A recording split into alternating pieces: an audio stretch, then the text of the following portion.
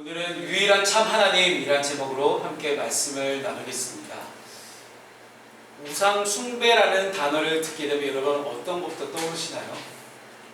보통 우리가 알고 있는 이 우상이라는 것이 겉으로 보여지는 혹은 나무로 이렇게 잘 조각된 어떤 하나의 신상에 내가 절을 하는 그런 모습들을 우리 아마 머릿속으로 떠올릴 것이며, 어떤 분들은 이렇게 얘기하시는 분들이 있습니다. 불교에서 이야기하는 절에 가서 불상 앞에 절을 하는 그 모습 등을 보통 상상을 하시곤 합니다.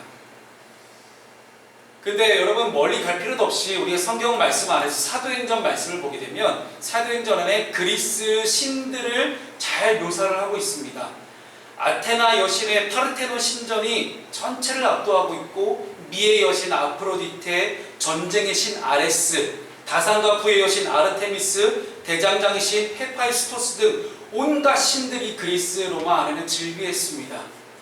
그런데 우리가 살아가는 이 현대 사회도 고대 사회와 근본적으로 다르지 않음을 보게 됩니다.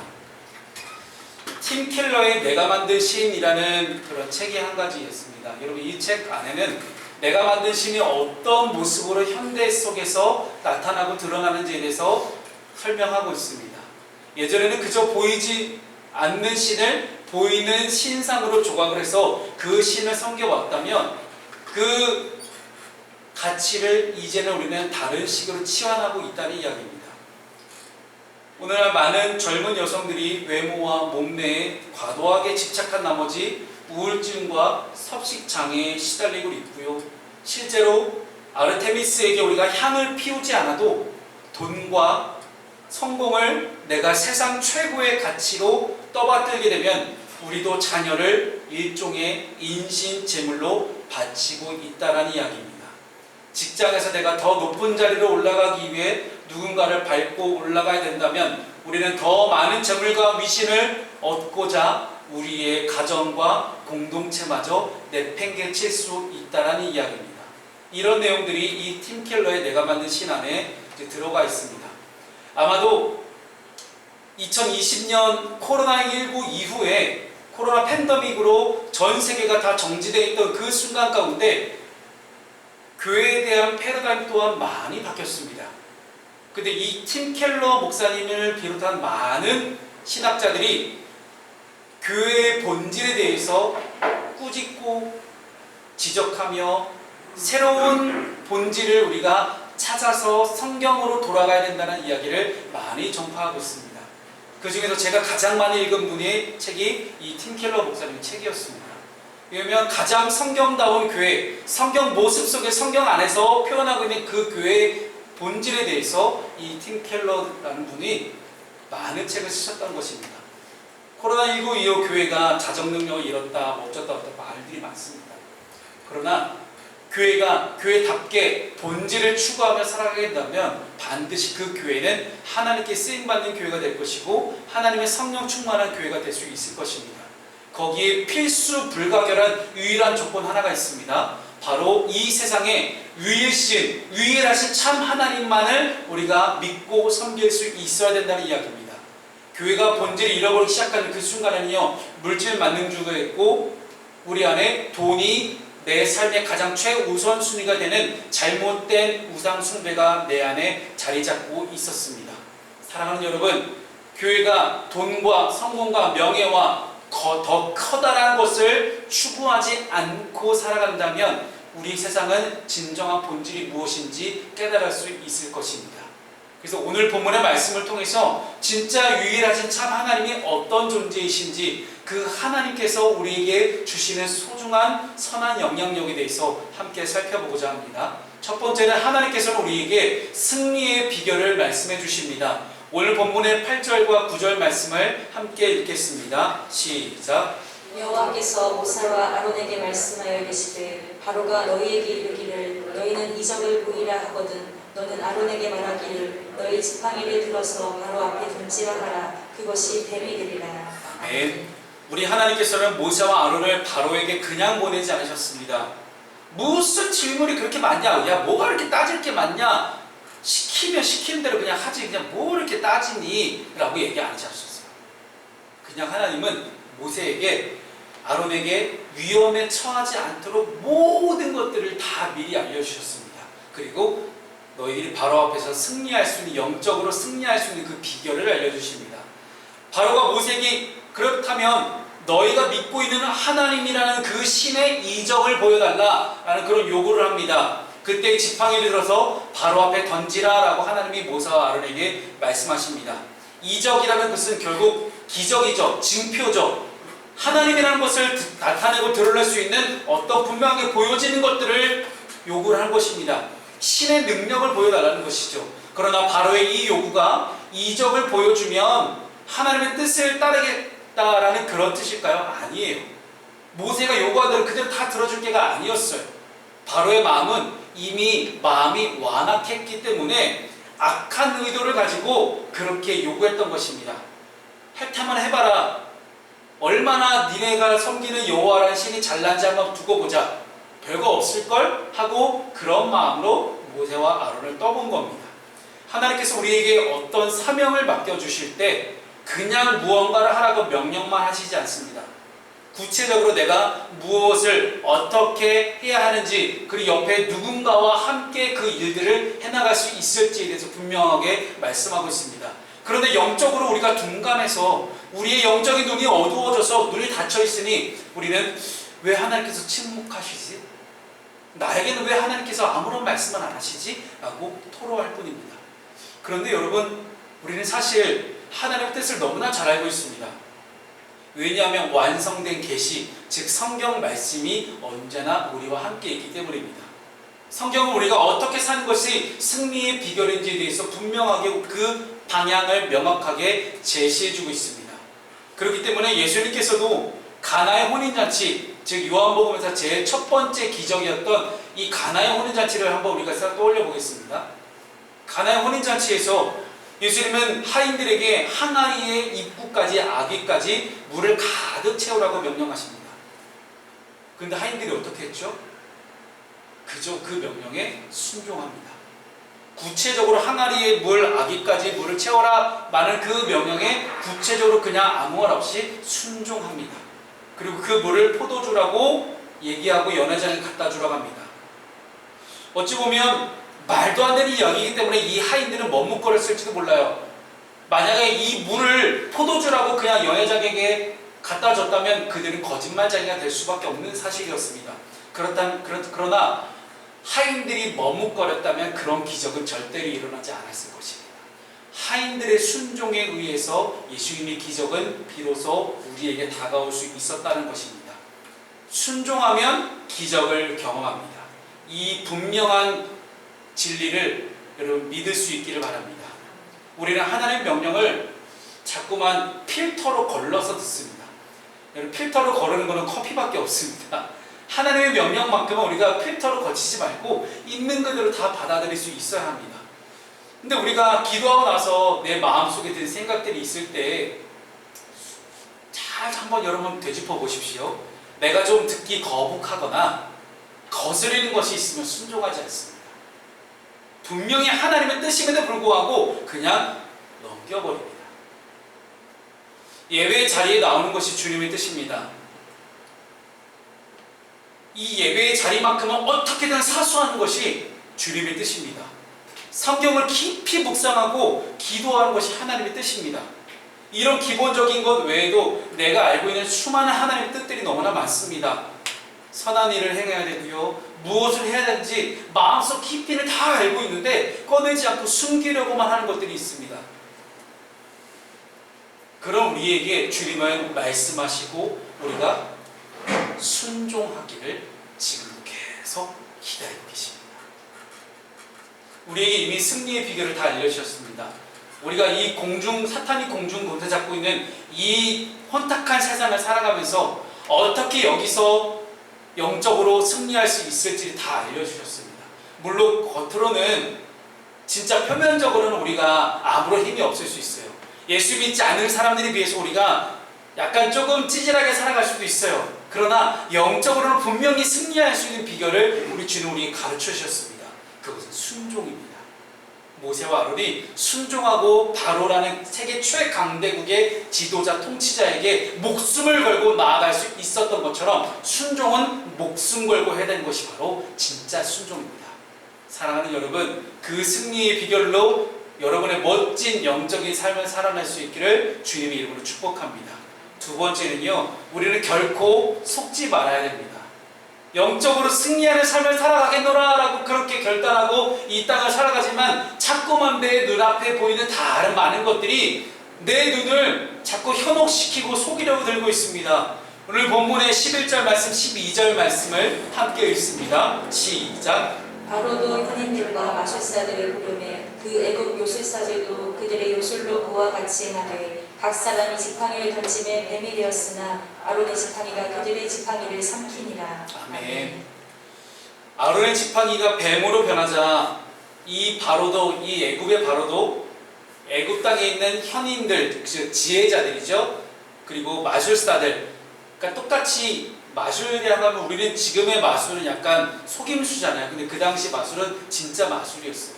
정말 기적 같은 일들을 막 이렇게 펼치는데 똑같이 그들이 요술로 지팡이를 뱀으로 만듭니다. 하나님의 능력도 여기까지라면 그들의 능력을 보고 아마 깜짝 놀랄 수밖에 없을 거예요. 정말 감쪽 같은 놀라운 마술입니다. 확실히 애굽에도 그런 능력자들이 있었어요. 결코 무능하지 않았습니다. 이들은 이 외에도 바로 곁에서, 바로의 옆에서 전쟁에 출정하기 전에 전쟁에 승리할 수 있을까라는 그 점괘를 치기도 했고요. 그래서 예전에도 보시면 이제 중국에서도 거북이 등껍질로 점을 치지 않습니까? 그런 사람들이 분명히 애굽에도 존재했다는 이야기예요. 그러나 아무리 뛰어난 능력을 가지고 있는 그들도 하나님 앞에서는 아무것도 아니었습니다. 즉 아론의 지팡이가 그 애굽의 현인들 마술사들의 지팡이를 삼켜버리고 없애버린 겁니다.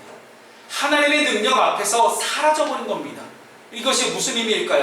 그들의 눈 속임에는 한계가 있었다는 거예요. 바로는 그들의 요청대로 이적을 보였지만 굴복하지 않았습니다. 도전하고 꺾기 위해서 자신이 할 수 있는 인간적인 노력을 그는 열심히 바로는 다 했다는 이야기예요. 그러나 바로의 이 노력은 아무나 보잘것없는 의미 없는 몸짓에 지나지 않았다는 것입니다. 하나님이 말씀하셨던 것처럼, 하나님이 이미 모세와 아론에게 말씀하셨던 것처럼 바로는 절대 꺾이지 않았습니다. 이미 마음이 완악했기 때문이에요. 그렇기 때문에 이 바로의 완악한 마음 때문에 애굽의 10가지 재앙이 시작이 됩니다. 세상은 우리의 눈을 속이기 위해서, 하나님을 향하여 있는 우리의 눈을 가리기 위해서 수단과 방법을 가리지 않고 애를 쓰고 있습니다. 바로가 이렇게 몸부림치는 것처럼 똑같이 우리 믿는 자들의 하나님을 향한 믿음과 신앙을 가리기 위해서 온갖 수단과 방법을 가리지 않고 하나님 앞에서 우리를 애써서 지우려고 노력하고 있습니다. 사탄의 공격이 계속됩니다. 조금이라도 우리가 방심하게 되면 사탄은 끊임없이 우리를 공격합니다. 우리는 이 유혹 속에서 결코 속지 말아야 합니다. 오늘 하루 예배 안 드렸다고 무슨 큰일이 날까? 하는 그런 마음을 사탄은 우리에게 늘 심어줍니다. 예배 한 번 빠졌다고 뭐 큰일 나겠어? 그렇죠, 큰일 안 납니다. 근데 그게 큰일이에요. 차라리 큰일 나면 내가 깨닫고 돌아오거든요. 그런데 그런 일이 없으니 그래, 하나님 떠나 있어도 괜찮구나. 하나님 떠나 있어도, 잠깐 하나님으로 멀어져 있어도, 하나님께 내 눈을 가려도 잠깐 괜찮구나. 제가 잠깐 교회를 쉬고 있는 그런 많은 청년들이 해주는 이야기가 있어요. 자전거를 타고 가다가 열심히 페달을 부르다가 페달을 멈추면 어떻게 됩니까? 쓰러집니다. 우리가 늘 하나님 나라를 향해서, 하나님 한 분을 향해서 끊임없이 달려가야 함에도 불구하고 하나님을 향해 달려갈 때 우리가 페달을 멈추면 넘어집니다. 하나님께 가까이 갈 수 없다는 이야기예요. 당장은 화려해 보이고, 당장은 내가 손해본 것 같이 느껴질 수 있습니다. 당장은 내가 이 시간에 예배하지 않고 다른 걸 선택할 수 있어요. 그러나 눈앞에 있는 그 현실에 우리는 속지 말아야 합니다. 그러나 영적으로 민감하게 우리가 깨어 있었다면 누가 참 하나님이신지, 어떤 것이 진리인지, 어떤 것이 우리에게 정말로 소중한 것인지, 어떤 것이 정말로 나에게 분명하게 도움을 주는 것인지 우리는 깨달을 수 있다는 거예요. 너무나 기본적이지만, 너무나 상투적이지만 여러분 결국은 말씀과 기도가 답입니다. 제가 목사로서 하는 이야기가 아니에요. 제가 담임 목사로서 여러분들에게 늘 끊임없이 기도하십시오, 말씀 읽으십시오 얘기하는 건 맞습니다. 그러나 이건 제 이야기가 아닙니다. 성경 말씀에서 하나님이 우리에게 말씀하시는 거예요.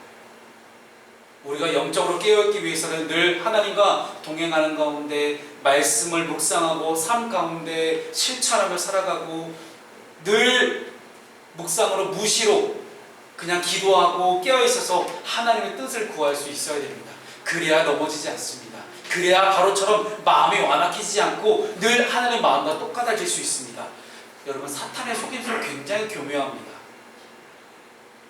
진짜 너무나 교묘해서 우리가 깨어있지 않으면 그냥 정말 홀라당 넘어갈 수밖에 없을 정도로 너무나 교묘하게 우리를 찾아옵니다. 그래서 우리가 쉽사리 속임을 당할 수 있습니다.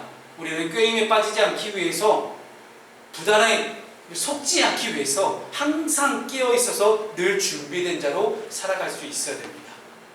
그것이 하나님께서 오늘 본문 말씀을 통해서 우리에게 주시는 두 번째 교훈입니다.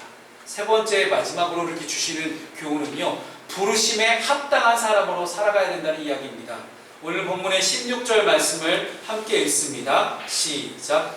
그에게 이르기를 히브리 사람의 하나님 여호와께서 나를 왕에게 보내어 이르시되 내 백성을 보내라. 그러면 그들이 광야에서 나를 섬길 것이니라 하였으나 이제까지 내가 듣지 아니하도다. 아멘. 이 16절 말씀에는 어떤 말씀이 기록되어 있습니까? 하나님께서 이스라엘 백성들을 출애굽시키시는 분명한 목적과 이유가 기록되어 있습니다. 왜 출애굽을 시키실까요? 이스라엘 백성은 불쌍해서? 아니에요. 이스라엘 백성이 노예 생활하는 게 그냥 딱해서? 아니에요. 우리가 여기에 초점을 맞출 수 있어야 됩니다. 예수 믿는 이유가 무엇입니까? 지금 당장에 내가 힘들고 어렵고 내 문제를 해결하기 위해서 예수를 믿는 겁니까? 아니라는 거예요. 지금 당장 내 문제를 해결받기 위해서 내가 하나님을 믿는 것이 아니라 하나님을 예배하기 위해서 우리는 예수를 믿는 것입니다. 예수를 믿는 자에게만이 예배라는 특권이 주어졌기 때문이시죠.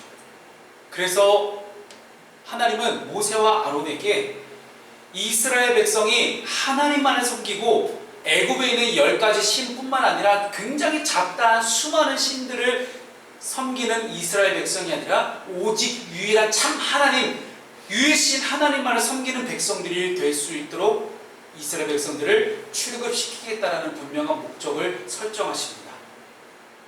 아마도 이스라엘 백성들이 430년 동안 애굽에 살면서 애굽 사람들과 함께 동화되어 살아가면서 비록 애굽 사람들이 이제 지배계층이고 이스라엘 백성은 피지배계층이지만 분명히 이스라엘은 애굽 사람처럼 똑같이 이집트의 많은 신들을 섬기고 살아갔을 것입니다.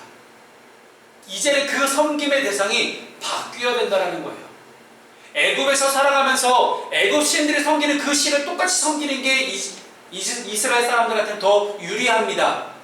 똑같습니다. 우리에게도 지금 세상 사람들이 이야기하고 있는 그 물질 만능주의, 세상 사람들이 말하고 있는 가치, 세상 사람들처럼 똑같이 따온 계약서도 써가면서 그냥 요리조리 피해가면서 그냥 안 걸리면 되는 거 아니야 라고 그렇게 살아가는 게 우리한테 더 편할 수 있어요. 그러나 우리는 유일한 참 하나님만을 믿고 섬기는 사람들입니다. 그렇다면 우리가 섬김의 대상을 바꿀 수 있어야 된다는 그런 결단이 지금 우리에게 필요합니다. 이스라엘 백성들에게 하나님은 이제부터는 섬김의 대상을 바꾸라. 430년 동안 비록 내가 너에게 나타나지 않았지만 이제는 내가 너희를 구원할 때가 됐다. 이제 너희를 출애굽시킬 때가 되었다. 출애굽시켜줄 테니 이제는 여호와 하나님만 섬길 수 있는 그런 백성이 되었으면 좋겠다라는 거예요. 앞뒤가 바뀌면 안 됩니다. 내 문제를 해결하기 위해서 예수 그리스도를 믿는 것이 아니라 예수 그리스도를 믿기 때문에 예수 그리스도를 예배하고 하나님만을 예배하겠다는 그 결단 위에 하나님 모든 문제를 해결해 주시는 그런 하나님이심을 우리가 믿을 수 있어야 됩니다. 그렇게 되는 이유가 무엇입니까? 내가 하나님을 더 잘 예배하기 위해서 하나님 내 문제를 해결해 주십니다. 내가 하나님께만 집중할 수 있기 위해서 하나님 내 문제를 하나씩 하나씩 해결해 나가실 것입니다. 그래서 여러분, 섬김의 대상이 바뀐다는 것은 정말 놀라운 변화입니다. 세상의 종로를 타는 인생이 아니라 하나님을 섬기는 인생으로 우리를 세우시기 위해서 지금 우리를 부르셨습니다.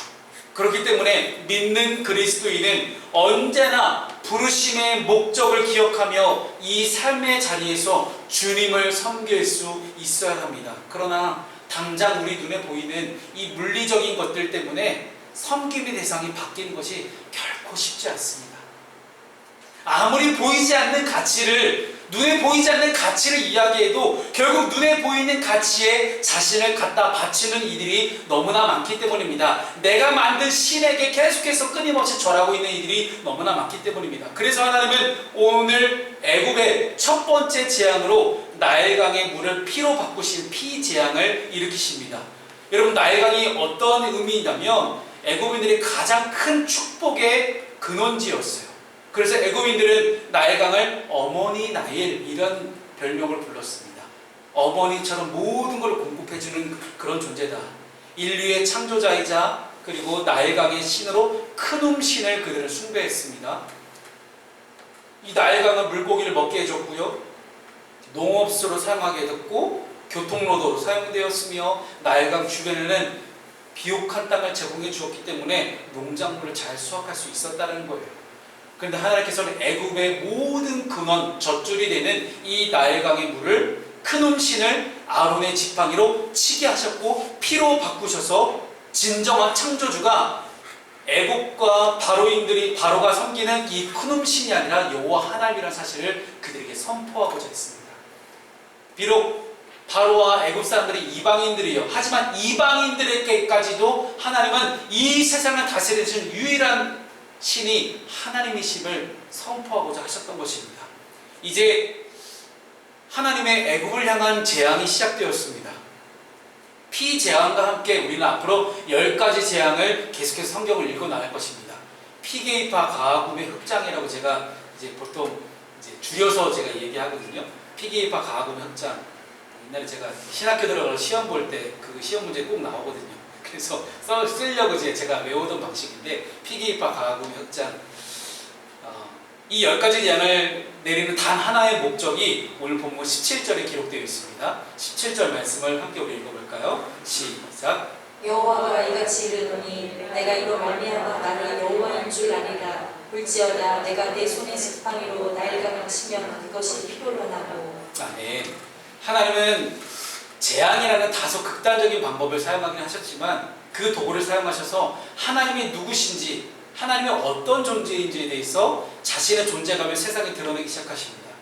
그렇게 하나님이 자신을 드러내실 때 하나님의 징계를 돌이키는 기회로 삼는 사람은 돌아올 수 있을 것이고, 그냥 단순히 죄송해 이게 재앙으로 받아들이는 사람은 바로의 마음처럼 더욱더 완악해질 것입니다. 그래서 이 징계라는 것은 각기 제 갈 길로 가는 양과 같은 우리를 하나님의 품으로 돌아오게 하는 하나님의 강력한 사랑의 표현입니다. 비록 힘들지만, 괴롭지만, 어렵지만 하나님의 징계를 통해 하나님을 더 깊이 알고 깨닫고 내가 품어왔던 우상 숭배라는 것들을 끊어낼 수 있기 때문입니다. 오늘 이 바로의 마음은 너무나 완악했습니다. 그래서 하나님께서 보내신 모세와 아론의 선포가 들어갈 틈이 바로에게는 전혀 없었습니다. 앞으로 우리는 애굽의 10가지 재앙을 읽고 묵상합니다. 하나님께서 10가지 재앙을 애굽에 내리셨다는 것은 물론 애굽의 가장 강력한 우상이었던 10가지 신을 꺾으시는 영적인 전쟁도 있습니다. 그러나 이 10가지 재앙을 10번이나 내리셨다는 것은 하나님께서는 애굽 사람들과 바로가 돌이킬 수 있는 기회를 10번이나 제공하셨다는 의미입니다. 마치 소돔과 고모라가 멸망하기 전에 아브라함이 소돔에 의인이 몇 명 있으면 하나님 살려주실래요? 하고 딜을 했던 것처럼 하나님은 바로를 향해서 10가지 재앙을 내리는 동안 10번의 기회를 주셨던 거예요. 그러나 고집스럽고 완고했던 바로의 마음은 도저히 하나님이 누구신지 전혀 깨닫지 못했습니다. 우리의 마음도 바로처럼 완악해질 때가 있습니다.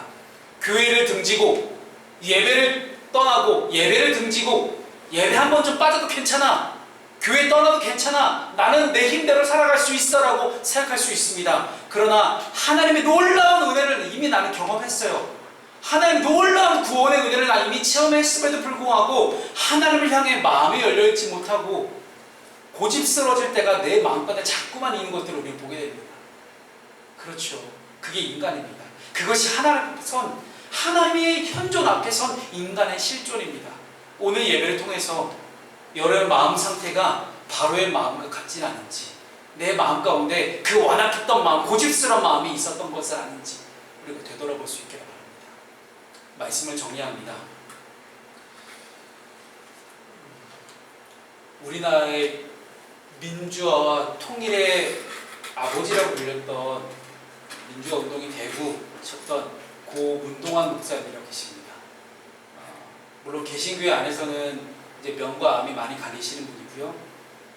물론 기장이라는 교단에 소속해서 굉장히 실천적인 신학을 펼치셨던 분들이 유명하십니다.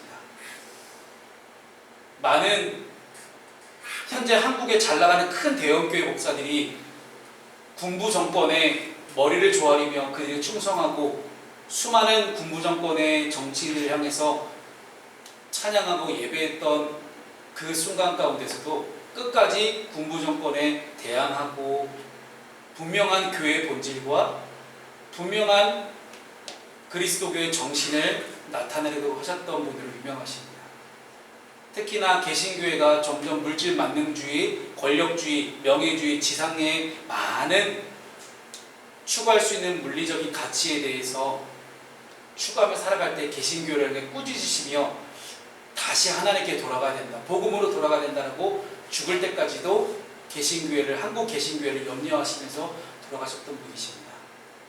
이 문동환 목사님께서 각단이라는 표현을 쓰신 적이 있으시거든요. 자주 쓰셨던 표현은 아니셨는데 노년에 이 각단이라는 표현을 쓰셨던 것들을 기억하면서 참 많은 저에게 깨달음이 있었습니다. 깨닫고 끊어내야 된다는 이야기거든요. 하나님 앞에서 자신의 죄악된 모습과 시대의 악함을 보고 잘못된 것을 깨닫고 끊어내는 사람이 그리스도인인 줄 믿으시기 바랍니다. 끊어내지 못하게 되면 내 마음 가운데 교묘하게 자리 잡고 있던 그 작은 우상들 같은 것들을, 그 고집스러운 것들을, 완악한 마음들을 끊어내지 못하면 결국 그것이 하나님과 나 사이를 가로막습니다. 그 어떤 인간적인 노력도 가로막는 것을 없앨 수가 없습니다. 그것이 가능하게 될 수 있는 것은 오직 성령 충만으로만 가득했음을 여러분 믿을 수 있기를 바랍니다. 우리는 오늘부터 긴 성령 강림절을 보냅니다.